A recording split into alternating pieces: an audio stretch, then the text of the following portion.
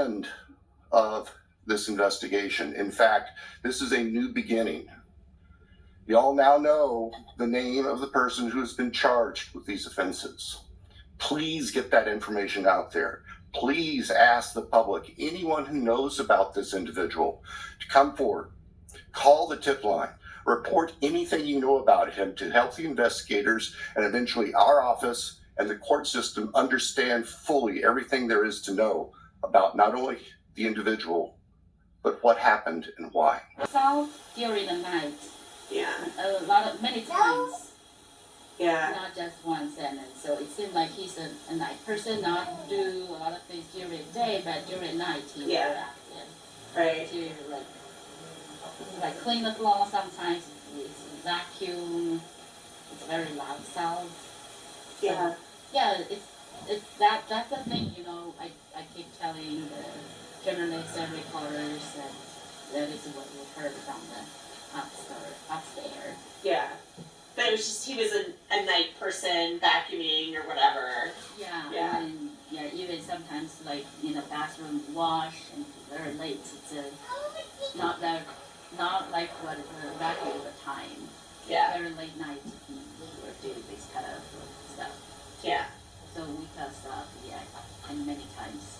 Did you ever ask him to quiet down or anything? Or? I actually wanted, but I didn't try. Yeah. Once when I met him, we just say hello. I just want to say, could you please keep it quiet because we woke up during night and kids in it.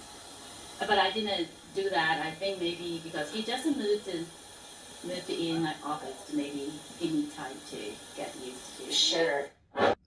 Is this the reason Brian Koberger and his lawyer, his attorney, Ann Taylor, are using the alibi that Brian Koberger likes to be up all night? He hoovers and cleans his house late hours at night. Is that the only alibi they have?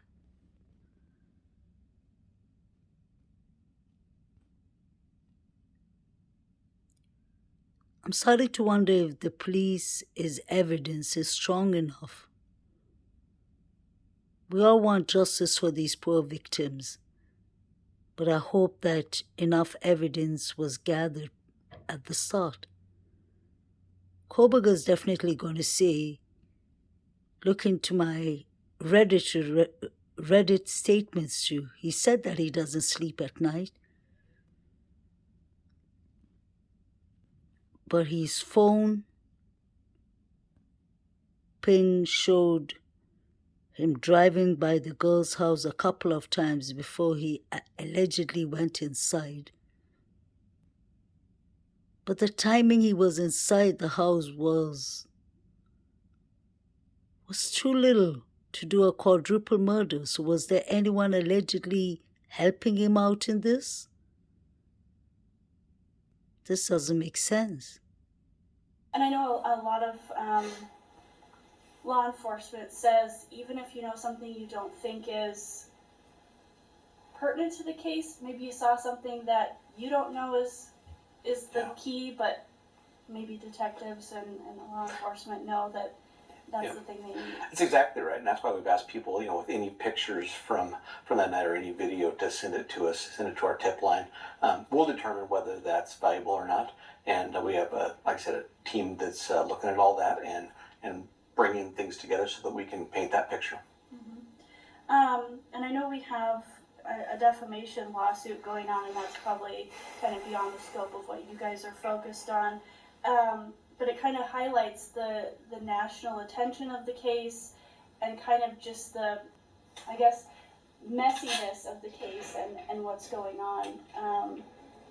Can you talk a little bit more about that? And I just learned about that this morning on the news, and I read it in the paper over the weekend. That has to do with the university and the professor, and we're focused on this homicide right now, so that's what we're going to continue to focus on. Mm-hmm. How do you stay focused on the facts of the case with all of that extra stuff going on? Well, I think it's part of what we do. It's, we're trained to investigate things, and we're fact finders. That's what an investigation does. It puts all the pieces together so that we can paint the picture, so that when an arrest is made and it goes to trial, that we can lay that all out for a jury to be able to see the facts and see how we got from point A to point B. The property owners of that unit that the students were in, have you spoken with them? Are they cooperating with law enforcement? We have spoken with them, and they are cooperating. Okay. As we're thinking about winter break coming to an end and students coming back, do you have a message for those students who are returning? I think I stated in an earlier interview, we want the students to come back. We're going to do everything we can to provide a safe environment, but that really is a family decision. That's a decision that those students and the families need to make, but we're going to do everything in our power to continue to provide safety. I'm just going to change my shot here a little bit. And as I do that, I'll ask you, are there still patrols, are there still extra patrols around the university, and how long are those going to be in place if so? So we always have patrols going on campus. It's an area that our patrol team, first of all, is up there, as well as some campus officers, but I do believe there's going to be some additional state troopers in the area after the break and stuff. And as well, we've reached out to Lake Tahoe County to provide some extra patrols, just so that people were more seen, and they can